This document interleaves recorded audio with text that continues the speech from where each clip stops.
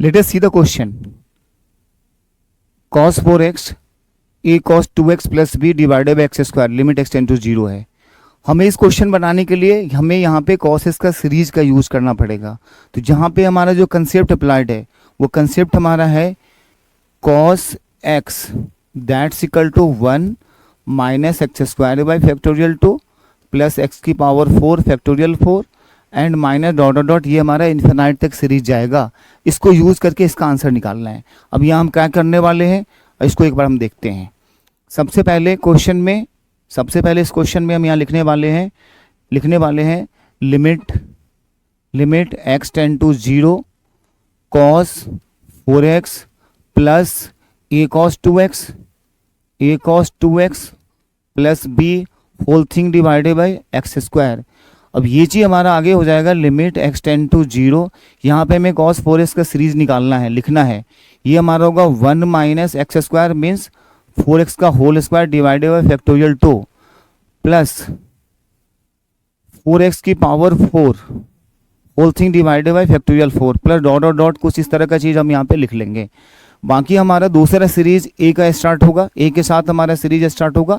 वो सीरीज है ए के साथ हमारे पास आ रहा है यहाँ पे cos 2x का सीरीज लिखेंगे तो 1 माइनस 2x का whole square divided by factorial 2 plus 2x की power 4 divided by factorial 4 and dot dot dot plus B whole thing divided by x square है. यहाँ पे सारे चीज़ हमारे एक्स स्क्वायर से डिवाइड हो रहा है. नेक्स्ट स्टेप में हमें यहाँ लिखना है limit x tend to zero.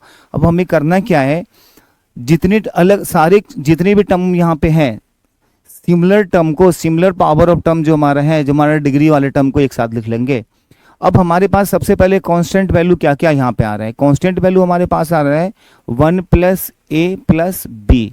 ये हमारा कांस्टेंट वैल्यू है जिसके नीचे में हमने एक्स स्क्वायर लगा दिया. सारे के इंडिविजुअली हमें सॉल्व करना है. देन इसके बाद x का हमारा कोई टर्म है नहीं. नेक्स्ट टर्म में हमारे पास एक्स स्क्वायर आएगा.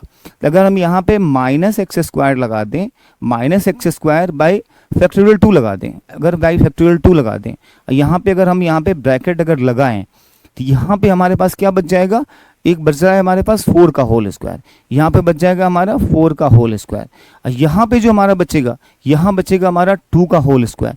यहाँ हमने माइनस साइन बाहर कॉमन रखा है तो माइनस 2 का स्क्वायर के साथ ये हमारा एक टर्म आएगा. और बाकी जो भी जा रहा है टर्म उसको हम ऐसे छोड़ देंगे. हमारे लिए वो आंसर में कोई हेल्पफुल नहीं होगा. कुछ भी उसका आंसर निकलना नहीं है. मतलब वो वाला टर्म हमारे लिए जीरो ही होना है. नीचे में हम फैक्टोरियल यहाँ पे हमने क्या क्या लिखा था एक्स स्क्वायर के साथ जो भी टर्म है लगा दिया हमने डॉट डॉट करके. बाकी जो भी टर्म आएगा यहाँ एक्स स्क्वायर लिखने के बाद सारे के सारे चीज़ जीरो ही होने हैं. तो बाकी लिखने का हमारा कोई मतलब है नहीं. अब आगे देखो ये क्वेश्चन एग्जिस्ट तभी करेगा जब हमारा न्यूमरेटर का पार्ट जीरो हो जाए. अदरवाइज ये लिमिट एग्जिस्ट ही नहीं करेगा. बिकॉज डिनोमिनेटर में अगर हम जहाँ जीरो लगा देंगे तो constant value divided by zero हमारा नॉट डिफाइंड के फॉर्म में इक्वेशन आ जाएगा. तो फॉर एक्सिस्टेंस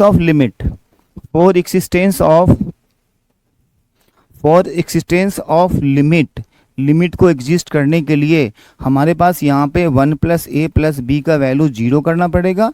और सिमिलरली ये वाला टर्म जो हमारे पास है 4 होल स्क्वायर माइनस 4a ये भी वैल्यू को जीरो करना पड़ेगा. यहाँ से हमारे पास a का वैल्यू 4 आ गया. अगर a का वैल्यू यहाँ पे हम 4 लगा लेंगे तो b का वैल्यू हमारे पास 5 आएगा. अगर हम a की वैल्यू 4 लगा दें यहाँ पे a की वैल्यू अगर हमारे यहाँ पे 4 लगा दें तो b का वैल्यू हमारे पास कितना आ जाएगा. b का वैल्यू हमारा हो जाएगा -5. So our final answer is 4 minus 5. 4 a value of 4 and b4 is -5.